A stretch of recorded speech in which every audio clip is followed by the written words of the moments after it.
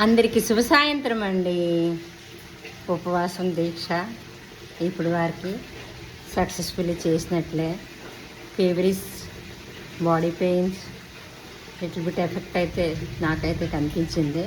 సరే, ఏంటంటే Albert Einstein అందరికీ తెలుసు కదండి.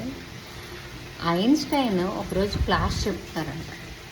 9 టేబుల్ చెప్తారనమాట. అంటే తొమ్మిదో ఎక్కం చెప్తున్నారు. 9 1 9, 9 2 18 అలా చెప్తూ 9 10 91 అని చెప్పారు. 91 అని చెప్పారు. అప్పుడైతే నేను డౌట్ పడ్డాను, అదేంటిది 9 10 90 కదా, మరి ఇలా 91 అలా చెప్పారబ్బా అని. అయితే మొత్తం క్లాస్ మొత్తం విమర్శించారంట. ఇంకా ఏంటి 90 కదా, 91 91 ఇలాగని అందరూ కాముగా అయిందాక ఊరుకున్నారంట. ఐన్స్టైన్ ఊరుకొని చక్కగా ఒక నవ్వు నవ్వి ఇప్పుడు నేను చెప్పొచ్చా అన్నారంట. చెప్పారంట. ఏంటంటే నేను 9వ ఎక్కం 9 కరెక్ట్ చేసేసరికి ఎవరు ఏమీ అనలేదు.